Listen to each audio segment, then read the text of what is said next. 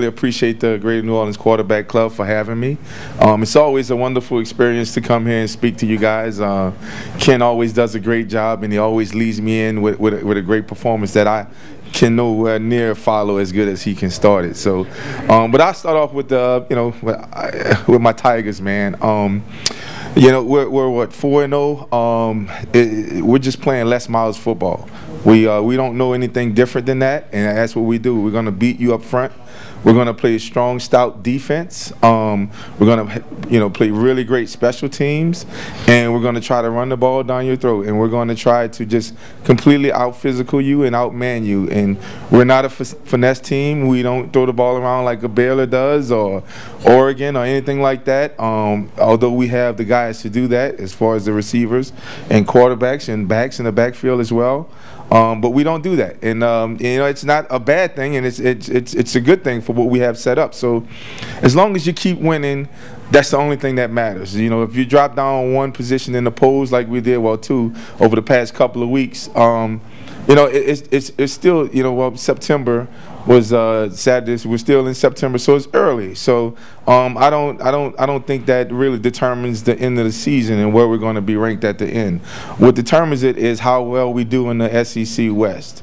And if we can go ahead and get into the SEC Conference Championship game undefeated and have a win in that game, then we'll set ourselves up perfectly for a national championship run again. I don't have any doubt that we will do that. It's going to be tough getting past a great Nick Saban coached Alabama team, and then also the other SEC West foes that we have. It's going to be tough, but our guys are strong and we're mentally tough. Les Miles does a great job of getting the guys up and staying confident. Towson put up some decent points, and what I think they scored 22 points, and but some games it's like that. You can't just blow everybody out, because all these teams are getting better. As you see with ULM, I mean, those guys are really good and they're coached very well. They play hard. They have a significant weight training as well. So everybody's getting really good all over across the board. It doesn't matter if you're in the SEC or in one of the smaller schools. They all are getting better, and parity is becoming very evident in college football today. So I have no worries about my Tigers as long as we keep moving forward, keep winning games, and keep a big fat zero in the loss column. We are okay. We're doing just fine. So I don't have any doubts at all that we'll be there at the end standing tall. But in a couple of weeks, not too long from now, we have a big showdown in Tiger Stadium, and that's going to really kind of tell the tale of the story right there. I think we'll be undefeated up until that point, till Crimson Tide roll into town, but that's going to be a tough game, but we can win. We can beat those guys, as we know as of last year. We just have to continue to play hard and just stay confident and play within our game plan, as well as make adjustments during the game. Something that we failed to do, I think, last year in the championship game. But I think my Tigers are going to do all right. And I just wanted to mention one thing about the Saints, man. The Saints are playing really tough now as of the last two games. The first two games of the season, I thought they were just getting adjusted to playing the season without Coach Sean Payton, and then getting kind of used to not having Coach Joe Vitt there as well. And then we were all trying to do way too much. As you can see yesterday, we can play with anybody. We just have to eliminate mistakes, and we have to find a way to get a running game. And so I'm still behind my Saints 100%. We're 0-4, but we could easily be 2-2 or 3-1 easily. So we just have to continue to stay behind those guys and keep them in mind, and let's not get down on them and start trashing them right now, because those guys still have a long season to play. You never know what can happen. Finally, lastly, I'll talk a little bit about the fireworks on Friday night that I was very fortunate to be a part of, to watch as a fan and spectator, also as a father. Tremendous game, talent all over the field, especially on the Carver side of the field. They've got two guys, or three guys really, that are SEC caliber players. One is already committed to Alabama, another is committed to Ole Miss. dismissed, and I believe the quarterback will probably commit somewhere in the SEC as well. He is a handful. So, but you know, perseverance comes to mind when I think about that game. As the Newman Greenies walked into that stadium, Pan Am, on Friday night, we were confident. We were sure that we would put up a good fight and have a good game. We did not know what the outcome would be, but we were all confident.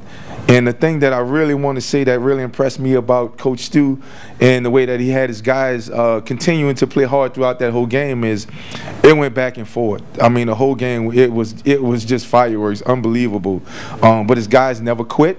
They never gave up. They never said never. And to recover 3 onside kicks in the game is unbelievable, much less, you know, unheard of, as Coach Nick knows.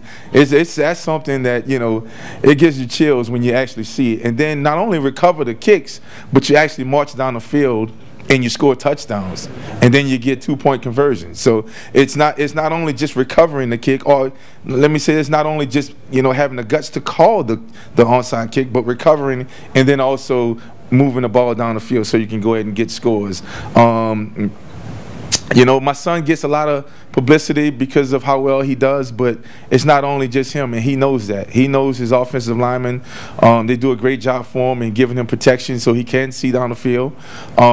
He knows his backs and receivers do everything they can to get open, and they catch the ball. It's amazing how many passes they catch in traffic, wide open. It's just different things that they do. Gillian Andrew is one of the top leading receivers in the state, and he's a senior here at Newman, and he caught 10 balls for 178 yards on Friday and 3 touchdowns.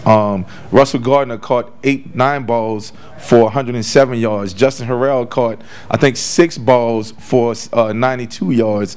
And then I can go down the list. We had at least 4 other guys that caught balls. So the balls are being spread around, and they're doing a great job and a phenomenal job of being tough and being confident and understanding what Stu's message is and trying to get it across and to go ahead on and play very, very, very good football and to be successful and to play as a team. And that's one of the things that I really, truly enjoy about football. Football gives you the advantage of many different people coming from different walks of life and coming together as one and pursuing one common goal and then making that thing happen.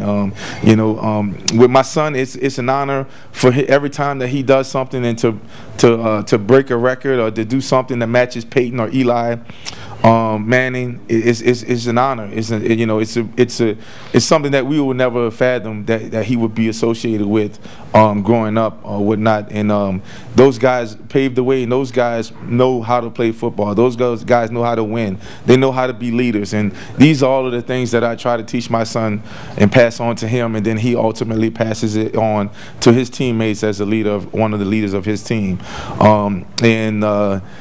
You know, it was just a phenomenal game, and I know Ken is kind of a little bit upset with me at the end of the game because I didn't answer the phone, but it was just wild, man. It went from being 68 to 53, Newman being down to 72 to 68 in a matter of like 3 minutes, and it was just really, really weird.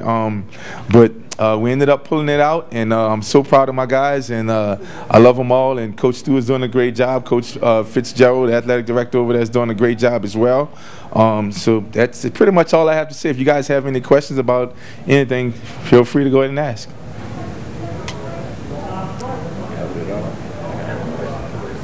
Yes, sir. Uh-oh. I'm not sure. We still have a long ways to go. You know, he's academic heavy. He's a 3.940 student in honors classes. You know, he's a 28, 29 on the ACT as a 9th grader. You know, so his options are going to be, I hope, really wide and have a lot of options and plentiful. So he want to be an anesthesiologist. So all that stuff is going to take, you know, be taken into consideration. And he also plays baseball. He's a phenomenal baseball player. He's been starting on a varsity baseball team since 8th grade. He has a great glove. He bats very well. Last year, as a 9th grade, he bat .378. I mean, he's phenomenal. He's super fast on the baseball diamond. So all of that comes into play. You know, he would love to play both on the next level if he can, and so that's going to be a huge, you know, decision to make. How much When he was in the 7th and 8th grade, I would video all of his games at Newman, and I would send them to coaches that I know. So a lot of coaches know about him. He's received a ton of different letters to go to camps and things like that. But you know, we don't know for sure. There's no one that actually put, you know, a letter on the table and say we're going to offer him now. You know, we want him to come here. So the interest is peaking for him. Yes, it is. So, and he's starting to get some publicity, and he's starting to play well, really well now. Yes, sir. Back on LSU, one of the things that I've noticed a little bit, we talk about the running game, is it doesn't seem like the running game may be quite as explosive as it was in the last 2 or 3 years. And so obviously we're all optimistic that Mettenberger was going to be, you know, Tyler Wilson from Arkansas, but that may not be the case. But I guess what my thought is what do you think about Mettenberger? I mean, do you feel like he's where you thought he may be, or? Well, I've had that question asked to me a ton of times last year, coming up to this year, and even now. What I've always said to that question is the fact that, you know, he has all the skill sets. He has everything that he needs. The one thing that has to happen is the coaching has to progress him forward. He won't be able to do it on his own. He's still just a kid. And he's never been thrown in the fire. And what I mean by that is to play against a number 1, number 2 ranked Alabama team, and be down on the road, or to be up on the road, how do you keep that lead? Different things like that come into play. It's very tough. It's tough for a young guy, especially for a first-year starter guy. But he's been around. He's a little bit older. He's not a true freshman per se as an 18, 19-year-old coming in. But you know, the deal with the run game, I think, is just the fact that we don't know who we really want to rush the ball. We have so many guys, and it's so difficult. They're always trying to get everybody a touch, and you can't really get one guy in the groove. By doing that, talked to a real good friend of mine, Rondell Mealy, who played with me, and that's one thing that he always tells me all the time. It's difficult as a running back to get into a groove if you're getting 6 carries a game, but they're spaced out 2 per quarter. You know, so you're not getting a feel of how the offensive linemen are blocking, or what the defense is doing, or what the speed of the game is also in that particular game. So you know, that's one of the big deals about the running game as far as LSU. Just real quick, follow up on that, because you mentioned coaching. So one thought I had was, if you look at the last 3 years, you know, the passing offense has been below 100, right, for the last 3 years in a row. I don't see it changing much at this moment. What about coaching? Is there a quarterback coach there that's able to, you know, what's going on there, I guess? I agree with you 100%.